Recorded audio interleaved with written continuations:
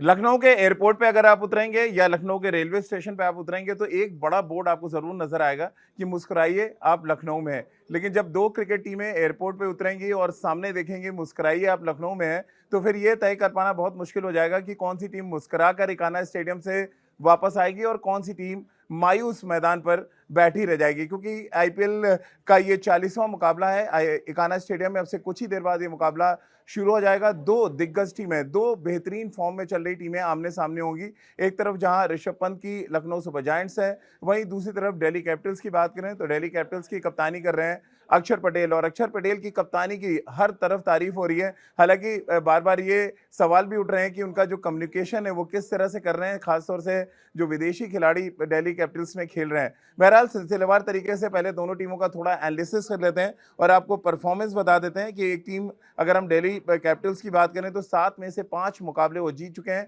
यानी कि क्वालीफाई करने के बेहद नज़दीक इस समय दिल्ली कैपिटल्स की टीम खड़ी है। वहीं अगर हम लखनऊ सुपर जायंट्स की बात करें तो 8 मुकाबलों में 5 मुकाबले उन्होंने भी जीते हैं, लेकिन 1 एक्स्ट्रा मैच उन्होंने खेला है, यानी कि 3 मैच वो हारे हैं। वहीं दिल्ली कैपिटल्स की बात करें तो दिल्ली कैपिटल्स सिर्फ 2 मैच हारी है। अब दोनों टीमों की ताकत फटाफट जान लेते हैं। लखनऊ सुपर जायंट्स की बात करें तो टॉप 4 बहुत हैवीवेट बल्लेबाज उनके पास हैं जो इस आईपीएल में बहुत धमाल और कमाल कर रहे हैं। मसलन अगर हम ओपनिंग से शुरू करें तो मिचेल मार्श ने बहुत अच्छी बल्लेबाजी की है पिछले कुछ मैचेस में। इसके अलावा मार्करम उनके पास उनके जो ओपनिंग जोड़ीदार हैं वो बहुत शानदार फॉर्म में नज़र आ रहे हैं। और पिछले मैच की बात करें तो एकमात्र ऐसे बैट्समैन थे जिन्होंने अर्धशतक की पारी खेली लखनऊ सुपर जायंट्स के लिए, बाकी के बल्लेबाज नहीं चले थे, यानी कि निकोलस पूरन जो इस टूर्नामेंट में बहुत ही ज़बरदस्त अंदाज में बल्लेबाजी कर रहे हैं। इसके अलावा ऋषभ पंत इक्का-दुक्का मैचेस में उन्होंने अच्छी इनिंग ज़रूर खेली है, लेकिन ओवरऑल अगर आप देखेंगे तो कप्तान थोड़ा स्ट्रगल कर रहे हैं और वो चाहेंगे कि इस मैच में अपने घरेलू मैदान पर कम से कम बैट के साथ अच्छा परफॉर्म करें ताकि वो एक बड़ा इम्पैक्ट छोड़ पाएँ। हालाँकि लखनऊ सुपर जायंट्स के बाकी जो खिलाड़ी हैं, यानी कि जिनका बहुत बड़ा नाम नहीं है लेकिन वो काम का प्रदर्शन ज़रूर कर रहे हैं, वो चाहे आयुष बदूनी की बात कर लें। आयुष बदूनी ने बहुत ही शानदार बल्लेबाजी की और मैच को फिनिश करने का काम जिस तरह से अब्दुल समद ने किया है, वो बहुत ही मुझे लग रहा है एक प्लस पॉइंट रहा है लखनऊ सुपर जायंट्स के लिए। क्योंकि जब आपके जो मैच फिनिशर्स हैं, बड़े मैच फिनिशर्स हैं, डेविड मिलर की बात कर लें, वो ना चलें, फिर ऋषभ पंत ना चलें, तो फिर थोड़ी-सी आपको मायूसी ज़रूर होती है। लेकिन आयुष बदूनी का चलना, समद का चलना, टॉप ऑफ द ऑर्डर जिस तरह से बैटिंग कर रही है टीम, बहुत ही शानदार फॉर्म में लखनऊ सुपर जायंट्स नज़र आ रही है। वहीं अगर हम अब बात दिल्ली कैपिटल्स की करें, तो दिल्ली कैपिटल्स ऑल डिपार्टमेंट टिक कर रही है। और मज़े की बात ये अगर आप देखिए पिछला मैच अगर आप उठा के देखेंगे 203 रन बना के लखनऊ दिल्ली कैपिटल्स मैच ज़रूर हार गई, लेकिन अगर आप 203 रन का पूरा एनालिसिस करेंगे तो एक भी बल्लेबाज ने अर्धशतक नहीं लगाया था। जो हाईएस्ट स्कोर था वो 37 रन था, यानी कि हर बल्लेबाज ने 30, 32, 27, 28 रन बनाए और टोटल टीम का 203 पहुंच गया। इंपॉर्टेंट बात क्या थी दिल्ली कैपिटल्स की इनिंग्स में कि स्ट्राइक रेट सबने अपना मेंटेन रखा, यानी कि 170, 180 या मैच को जो फिनिश करने आए वो 200 के आसपास तक के स्ट्राइक रेट से उन्होंने बैटिंग करी। और ये जो टीम गेम कहा जाता है क्रिकेट, वो शायद सबसे बड़ा एग्जांपल था ये जो दिल्ली की पारी थी कि बिना कोई अर्धशतक लगाए टीम ने 203 का स्कोर खड़ा कर दिया।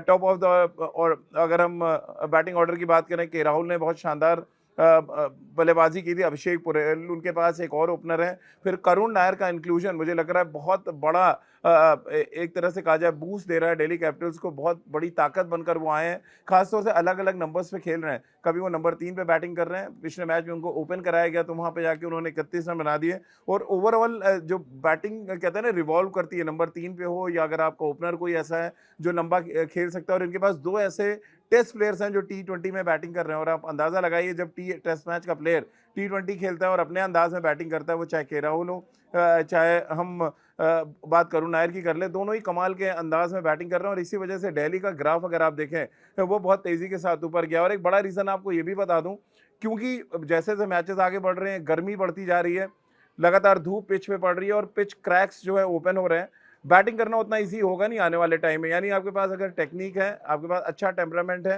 तभी आप रन बना पाएँगे आईपीएल में। अदरवाइज़ जो बड़े शॉट्स खेलने वाले हैं, देखिए आप धीरे-धीरे स्ट्रगल कर रहे हैं। वो चाहे ऋषभ पंत को आप को देख लें, निकोलस पूरन को आप देखें, ये सभी बल्लेबाज या इवन मिचेल मार्श को आप देख लें, ये इनका थोड़ा-थोड़ा स्ट्रगल शुरू हुआ है। यानी कि बैटिंग में एडजस्टमेंट करना अब इनको शुरू करना है। थोड़ी-सी बात बॉलिंग की फटाफट कर लेते हैं।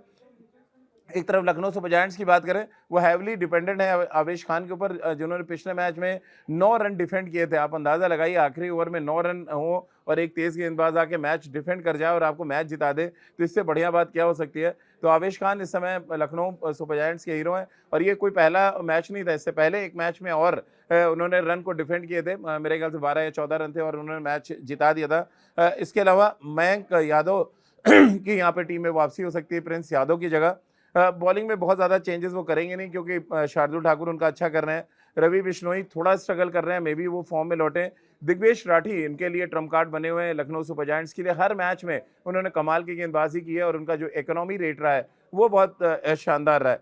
अब हम बात अगर हम दिल्ली कैपिटल्स की करें, तो दिल्ली कैपिटल्स के पास मिचेल स्टार्क हैं, जो बहुत अच्छे लय में हैं और उन्होंने सुपर ओवर जिस तरह की गेंदबाजी की वो हर किसी के ज़हन में अभी भी है खास। और उसके अलावा कुलदीप यादव, जो इस टूर्नामेंट में टॉप 3 गेंदबाजों में है, यानी कि जो विकेट टेकिंग एबिलिटी की बात करते हैं हम किसी भी फॉर्मेट में, वहाँ पर कुलदीप यादव का नाम अपने आप आ जाता है। फिर मुकेश कुमार और मोहित, 2 और ऐसे गेंदबाज हैं, लेकिन मैं ये चाहूँगा कि टी नटराजन को यहाँ पे खिलाया जाए, थोड़ा-सा उनको वेरिएशन मिलेगा।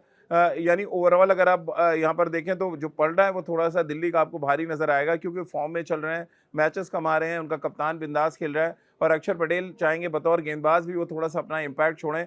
बैटिंग में तो वो अप एंड डाउन कर रहे हैं और रन भी बना रहे हैं, लेकिन सबसे इम्पोर्टेंट क्या है कि आप गेंदबाजी में अपना कंट्रीब्यूशन शुरू करें।